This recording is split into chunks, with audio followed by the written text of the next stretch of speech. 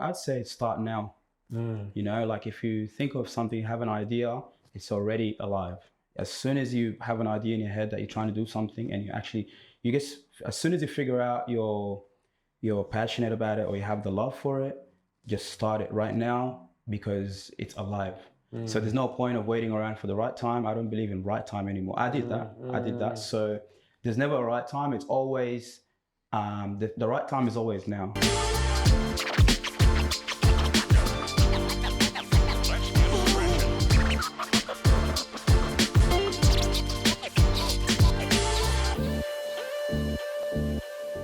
Hi everybody, welcome to another episode of Black World Connect. Today is a very, very special episode, as all of them are, but today I'll consider this, very, very special. I got one of my brothers here, which I've known for a very, very long time. We originally, met up and used to, interact in Blacktown, and all the boys, we've been around each other for a very long time. So I've known this brother for ages, and just to see his transformation has been amazing. It's very inspiring because this episode is going to be especially for the youth. And when it comes to business and to see what this guy's been able to create. So without any further ado, I would like to introduce my brother, Aymen. How are you, brother? I'm very good, thank you, man. How you doing? Yeah, good to have you, man. And Aymen is the owner of Xtrimcuts Studios. So this is located in Blacktown. We're actually at the studio right now, amazing studio, and we're definitely going to get into how he's been able to create this and make everything come, come to life.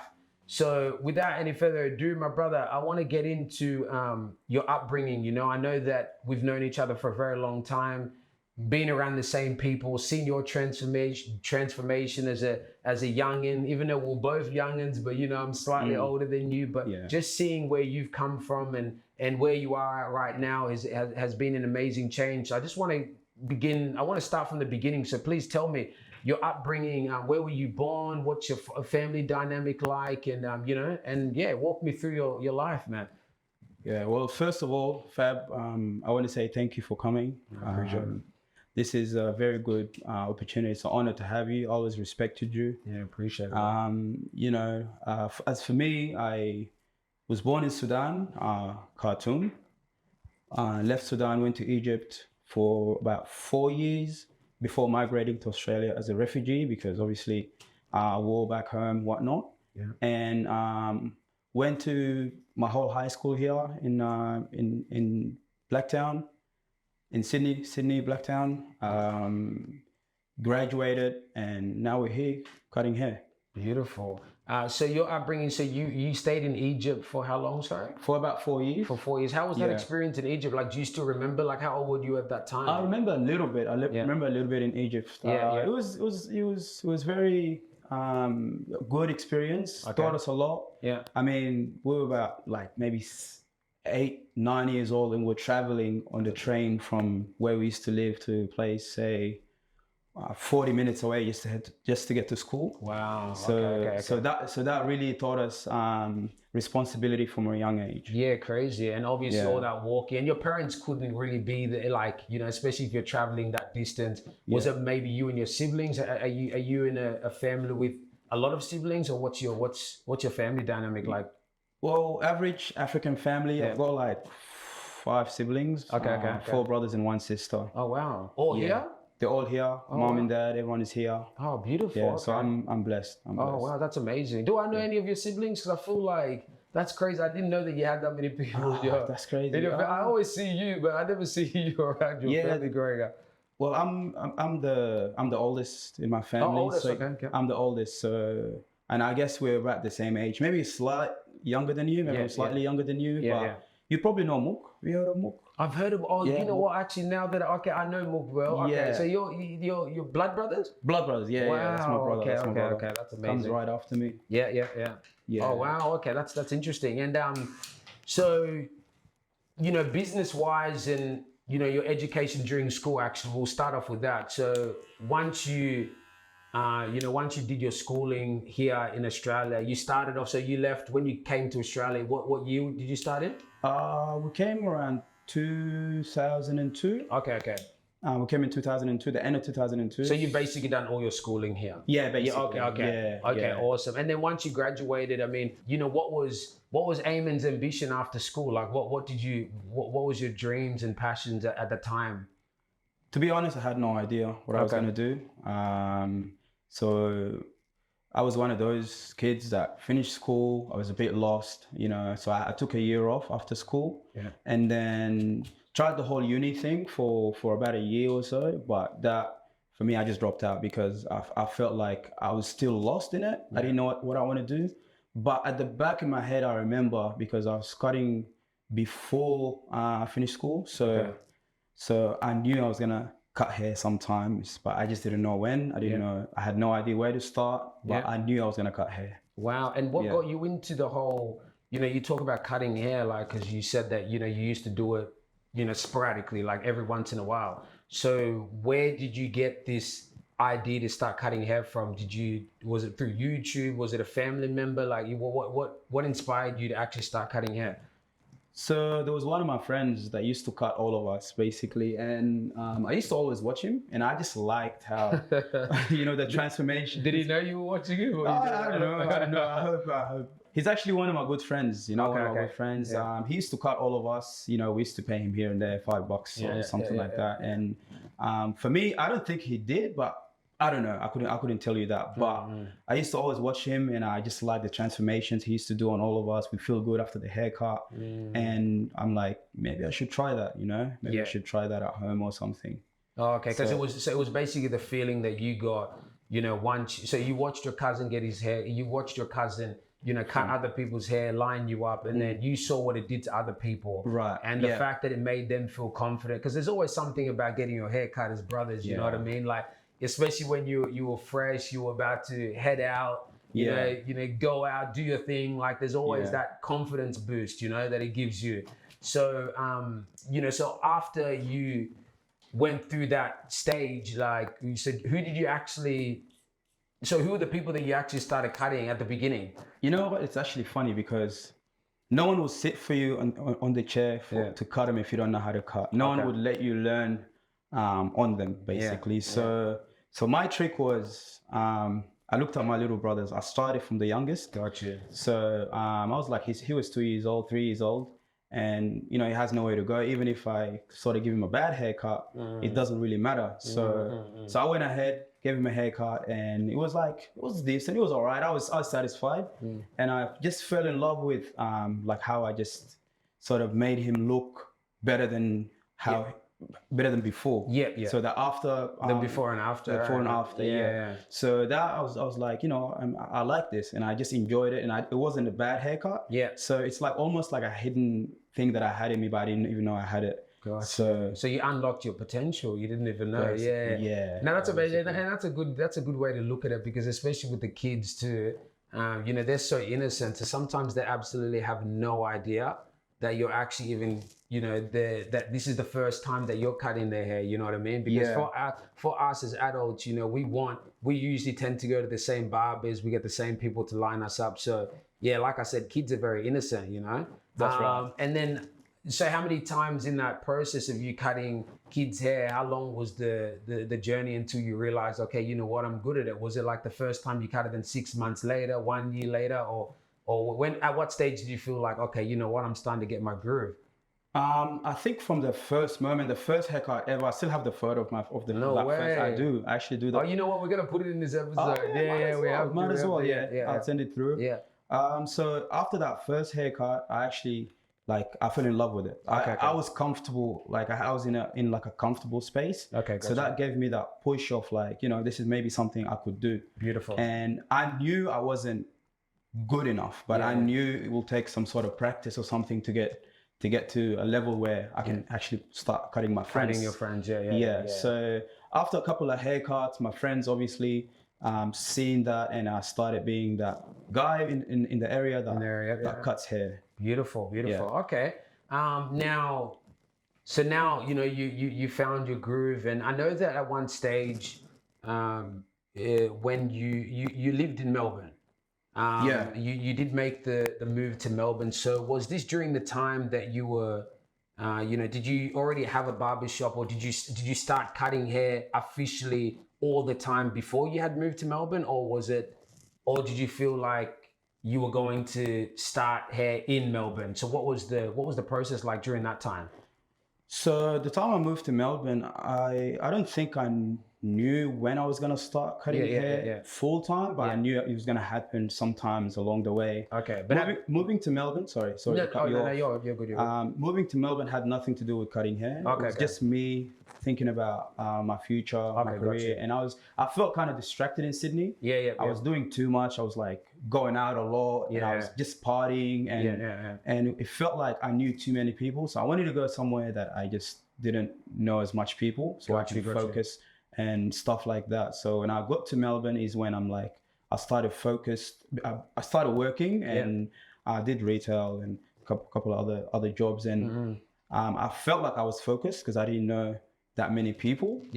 And from there, I still didn't know when I was gonna start. I knew I was gonna do it, but I just didn't know when. Didn't know. Okay, got you. Okay. Well, and look, now we're in your studio, so I wanna fast forward a bit. You've managed to achieve so much. And I'm extremely proud of you. I've always told you that, brother. Like, Appreciate just seeing everything that you've done, and and like I said, every single time I'm in Sydney, as I'm here now, I'm always definitely going to come and show love and support. And I've seen what you've been able to build. So I really want to get into the business side of things, because you've, like I said, you lived in Melbourne for a certain period of time. Then you came back, and I remember, you told me in Melbourne just before you were about to come back, you said, "Look, Fab, I'm going to start a barber business." I did? Yeah, you did at some point. I think I had saw you out. I know it was a very long time ago, and you told me that when you come back, you're going to start doing your thing. And so please just walk me through, like, the business side. So at what point did you say to yourself, "Look, I want to start a barber shop"? Because the reason why I asked you that question is that it's super inspiring for especially the youth. Because it's an entrepreneurial decision, starting a business and getting into all this is like, you need to know different levels of skills in business, or it's trial and error. So what triggered you to say, "You know what, I'm going to throw everything at this business"? At what point of your life did you realize this? Yeah, gotcha.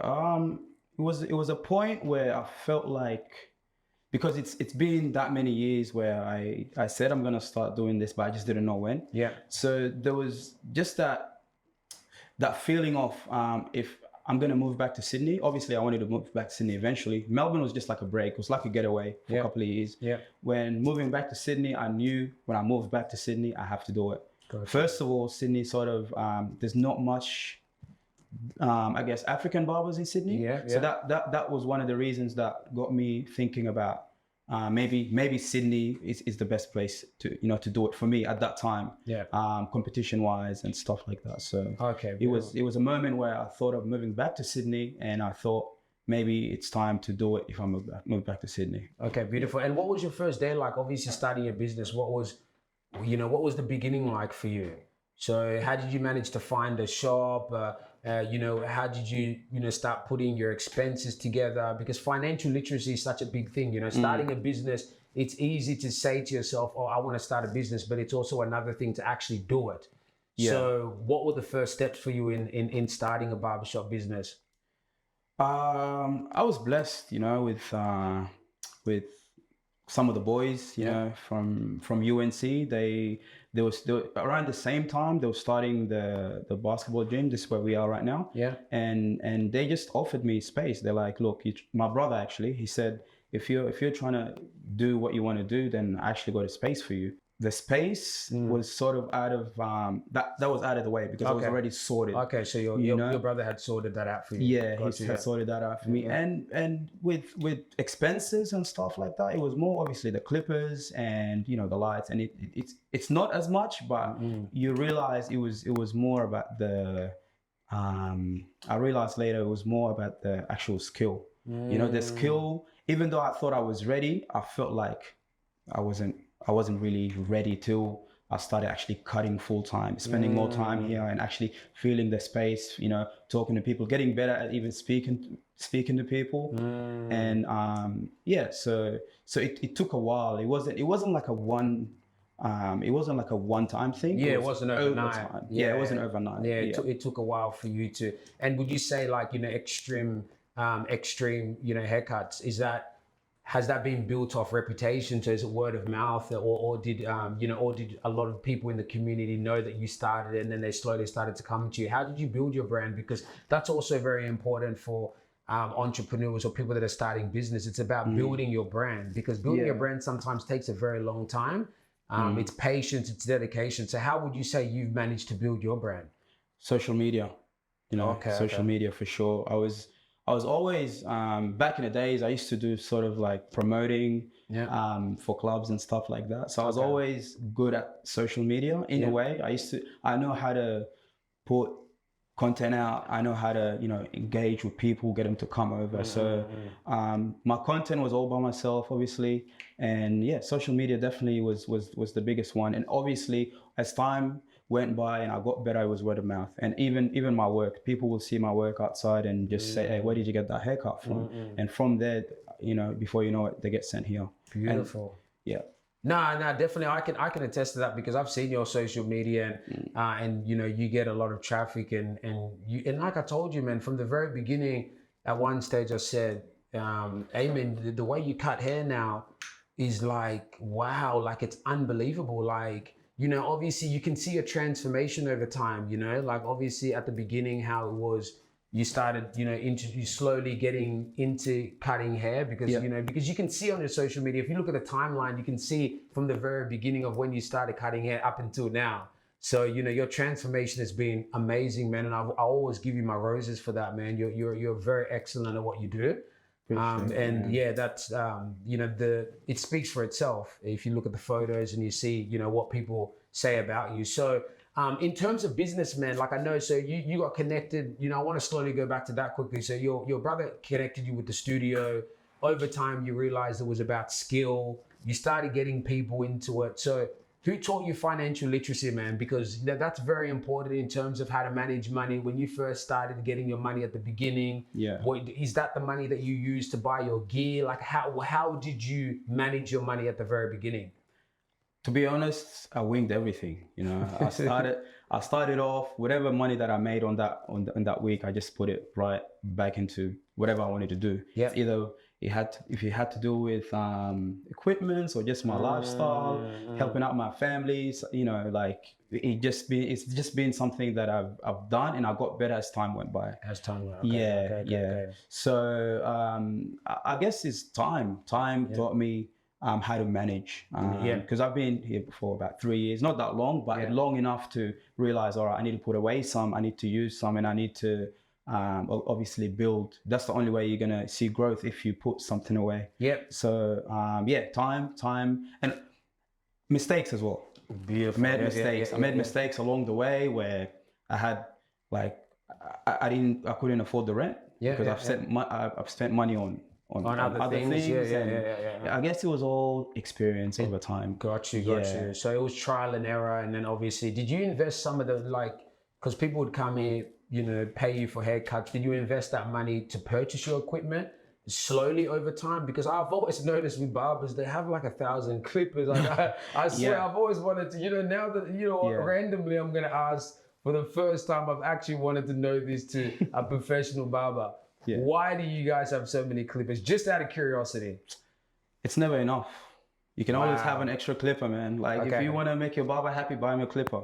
Especially if you know his favorite clippers or his favorite brand, just buy him a clipper. Got you. He will love you, give you the best haircuts. I'm telling you. No, beautiful. So, that's what's up, man. So obviously, okay. So the business, just back to that really quickly. So as time went on and you started making money from your business, did you reinvest into the equipment, or did you actually buy the equipment before you started the barbershop business?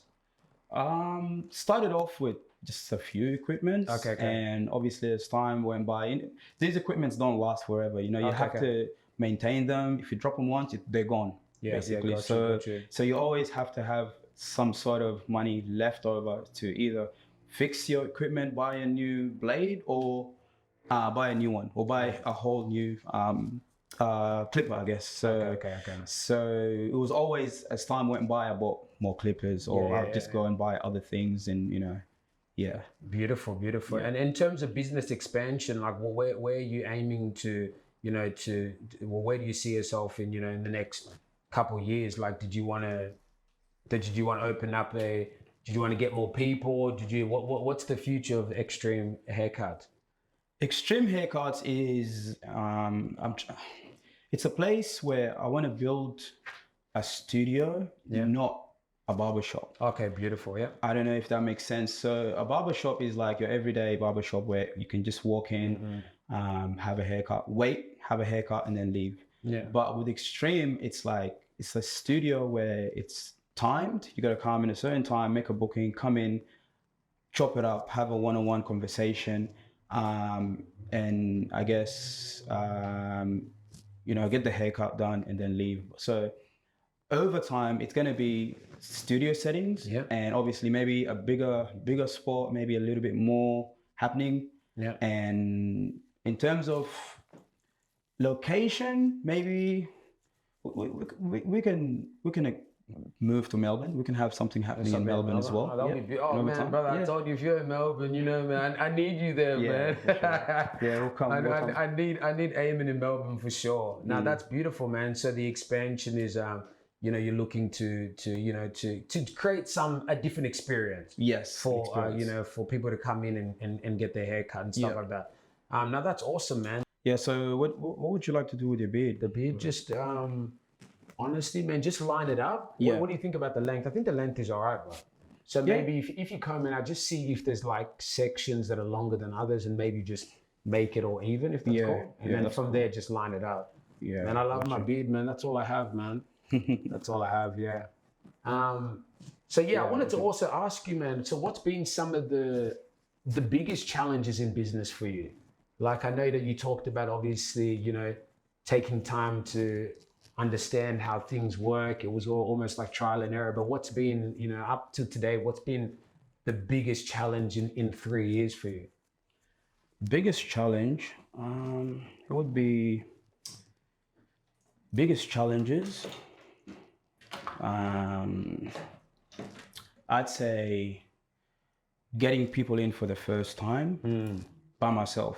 So if I approach a person, I'm a barber, I need let me cut your hair. It's almost like they either have their own barber or they just can't trust me or don't know who I am, basically. If they see my work, then that's my proof. But if I approach somebody, it's always hard to get people to come in if I approach them without my work. But I guess, building my clientele from that point of view, that's one of the hardest things. Probably the hardest, So where would you measure yourself up until today? Because I see social media and I see everybody that you're cutting people's hair all the time now. So where's your clientele today, would you say? Have you been able to establish quite a lot now, or do you feel like there's obviously, I know there's always room to grow, but where do you feel now at this very stage in terms of clientele? In terms of clientele, I'm blessed. Like I said, I've got the advantage of being one of the only barbers, black barbers here. Yeah. So a lot of Africans tend to trust me a little bit more. Okay. So I've got that advantage. I'm blessed also because people actually come back. I've got a lot of people that return back. They return all the time. So definitely that's my strength. That's your strength. Okay. Yeah. One thing I want to ask you, which is pretty inspiring, man. Like you've managed to cut a lot of celebrities' hair. Like I've seen, a lot of the celebrities that would come from overseas, whether they come from Africa, the US, or whatever. You've always been like the plug for everybody that comes to Sydney. How did you build that? Very interesting. How were you able to secure all those people to come to this barbershop? I guess also, friends or people that that bring these celebrities or work close with these celebrities. Yeah. The first time it was Ruga, and he wanted a cut, I guess, and my friends at the time were the ones that were doing the show, the promotion at the time. So they basically just called me up and told me, make sure you come here this time, whatnot, to cut Ruga. After that, so I built that reputation off that. So after that, it was kind of easier now. Like even other celebrities, or I mean, even other promoters from out of state, they've seen that type of work, and they only know me or they only remember me. So that's how it got built. That's beautiful, man. Yeah. And then you're very blessed. You're very blessed, sorry, in that aspect, because I've seen a lot of the stuff that you've done, especially with the you know, in the celebrity scene. Very inspiring. Yeah. So what advice could you give to people, especially the youth? You know, at one stage we were all extremely young. I know we're still young to some degree, but you know, at one stage we're in our early teens. What advice would you give to somebody that's wanting to start a business, whether it's a hair business or just any other type of business based on, you know, your experience in life? What advice would you give them? I'd say start now. You know, like if you think of something, have an idea, it's already alive. As soon as you have an idea in your head that you're trying to do something, and as soon as you figure out you're passionate about it or you have the love for it, just start it right now, because it's alive. So there's no point of waiting around for the right time. I don't believe in right time anymore. I did that. So there's never a right time. It's always the right time is always now. Because even when I felt like, at that time when I moved to Sydney and then I'm gonna start doing haircuts, I've realized there was a lot of things that I just didn't know. And you only know that based on experience, and along the way you learn, you fall, you get back up, and you keep going, and then you know not to repeat the mistakes again. So yeah, my advice is like to start it right now and do it right now. There's never a better time. That's beautiful. And in terms of, like, you know, I love what you've just said now. I've loved what you just said, because I feel exactly the same. There is no right time ever. Like if the fire is in you, just start it, right? Yeah.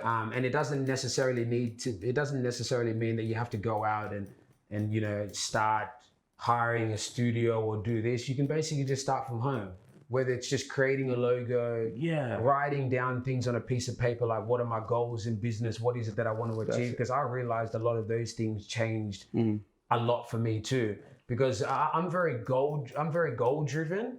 And I write everything down, and I feel like these are the things that have helped me. But I want to go back to finance, because I know that we touched a little bit on that, but also in terms of the youth, learning financial literacy and skills, because that is one of the most important things, and this is what Black Wealth Connect was built on. It's about education in business, finance, and understanding all this stuff. And because you're a business owner, which is very amazing, it's like you have the opportunity to tell other people, and what you might not see is that people coming to this studio to get their haircut, they're going to be inspired by you. You know, because even though they're getting haircuts, you're not always going to see it. They're like, oh, you know what, we're going to Brother Aymen's to get our haircut. And because you've created an opportunity for people to get their haircut in the community, you don't realize how powerful that is. You know, so in terms of financial literacy and understanding finance, understanding the skills, what advice can you give people? I know it's trial and error, but did you were you ever given advice along the way to get an accountant? Were you ever told to, you know, read a book or understand finance through YouTube? Like what experience or what advice can you give young people in terms of the financial side of things? I believe everything is there. You just gotta find it. You know, you gotta look for it. Online, or if you have a friend or someone that you feel like has some sort of knowledge that you need, approach them. And I'm pretty sure people are nice enough to give you information. You know, especially if it doesn't cost them anything, they'll give you the information. So everything is there. Just as long as you're working towards something, go for it. You know, approach people. Everything is online. Do your research, and you'll find it eventually. In terms of that. That's excellent. That's excellent advice, man. And I think that's very, very important, because people, like I said, financial literacy and business is super important. You know, and it goes hand in hand. It's very important, like I said, financial literacy, and that's one of the most important things. And one thing that's also very important, my brother, is customer service, right? Because one thing that, especially within, you know, I don't want to just say the African community, but I feel like that's somewhere improvement is also needed. You know, how we approach our community, and you know people coming into a barber shop, people going to a hospitality business. It's that customer service, right, which is super important.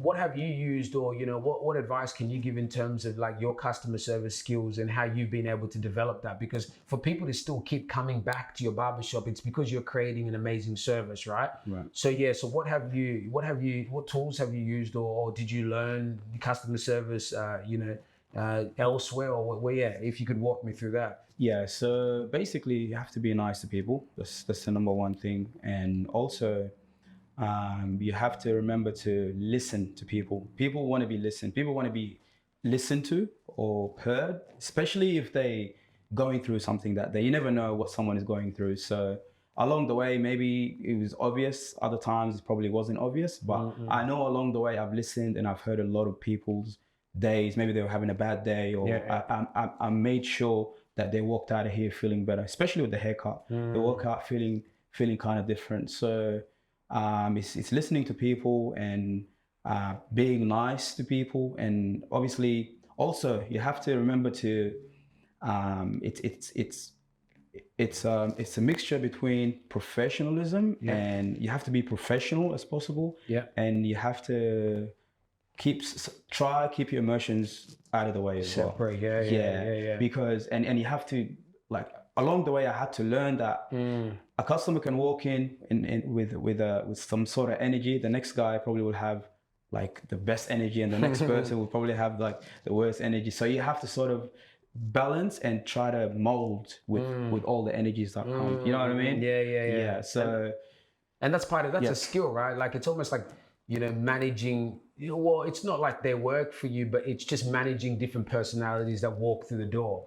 It's like how do you approach that? Because that's, you know, it's everybody, like you said, comes with a different energy. No, that's definitely one thing I've also noticed in, you know, the business that I'm doing at the moment. It's dealing with people and also with the different personalities and all that too. So over time, I feel like that's just something that you learn to build, right? Right. Yeah, over 100%. Time. 100%. So so what else does Aymen do outside of, you know, barbering and you know, all the other stuff that you do obviously in the shop? But what are some other things that Aymen likes to do outside the business? What's some of your key focuses? I focus a lot on building I guess the business. I'm not gonna lie. Like outside work, I do a lot of studying, I do a lot of research. At the end of the day, I know I've got potential to make this bigger than what it is right now. Got you, yeah. And I enjoy a lot of just normal things. Maybe just going for a drive, or like I don't do the party thing anymore as much as we were talking before. Had our time with that one, but now I enjoy more hiking, and you know, hiking's weird. But hiking is fun. I get it. Hiking is fun. Okay. Do hiking, go to the beach. Travel. I like going to Melbourne a lot. I don't know why. People always ask me, "Are you in Melbourne and Sydney?" They don't even know where I live sometimes. So Now that's beautiful, man. And just really quickly, as you mentioned, the whole, you know, you looking for ways to always grow the business, always go. Like, what are you doing to ensure that your business is growing? Are you listening to certain podcasts? Are you reading certain books? Like what is Aymen doing to ensure that Xtreme becomes something, you know, bigger and better? I watch a lot of content. I guess that's everyone's thing, you know. Watch a lot of content, see different ways of making content. I've got like people that I look up to, like my favorite barbers, like of all time. I watch him all the time. The guy called Vic Blends and 360 Jeezy. Oh wow! Okay. I also watch a guy called Get Beamed. Get Beamed. Yeah, these guys are elite. What makes them so amazing? They're just very good at everything they do. Like they've been doing it for a while. Number one, I think they've been doing it for a while. They're very inspiring because they built such a big platform, and they've got all this endorsement deals. They partner up and they do so much. It's not now. It's just not barbering. It's more about like it's like a lifestyle. It's a lifestyle. And everywhere they go, they get recognized, and people appreciate them for who they are. And at the same time, and they enjoy what they do. So that's me basically. I see myself in doing that. So that's amazing. And one other thing that you've also done in your business too, which I really love, and I want to put this out there, is that you've made your business portable. Yeah. Which I feel is very important, because people have the opportunity to call Aymen to come to their house to, especially if they're in the middle of doing something, they're busy, you provide that service. Yeah. So how important do you think that is for business in the barber world? Because I see a lot of barbers doing it now. Yeah, it's very important, because some people just want to enjoy the luxury of a barber coming to them, maybe just so they can put it on social media, or maybe they just don't have the time of the day. So they want you to come for that hour and leave instead of them coming to you. Maybe they work from home. Yeah. So they want you to come to them and give them that service and leave. So it's a different branch, but I brought it into my business because I guess in reason with growth. Yeah. Growth. I want to grow. I want to do other things as well, and I almost want to make it like it's like a lifestyle. It's not just cut your hair and then out the door. Yeah. It's a bit of a lifestyle as well. So given a bit of a drive to go cut hair, or also people see that and tend to know, obviously before with celebrities. If I'm able to go cut celebrities, some people want to feel that. Want to feel like come to my house, cut me. So a lot of celebrities, of celebrities appreciate that too. Because I follow IG and I see a lot of them. They get their hair cuts at home and things like that. So now I love the transformation of the barber business, because it's growing so much. Yeah. Like I told you, used to be people just walk into a studio, but now it's become portable. So now I love it, man. And Aymen, look, I really appreciate everything that you've done for. Over time, and how you've developed into who you are today, from when I've known you, from when we were just younger, and seeing your transformation, and it's very inspiring. Thank you so much for everything, man. And look, I'm gonna let my brother Aymen walk us through, what he's been able to do with my hair. You see, this is the type of quality that you get when you come to Xtrimcuts. Like I said, my brother Aymen, man, spin my chair. Let's show people, man, the whole view, man. Yes, go. And walk us through it. What's up? Yes, sir. So we went on a 0.5 all over, a little bit of enhancements, lined it up, made sure the bead is nice and clean. We trimmed a little bit, but not too much, just to keep the bulk in there.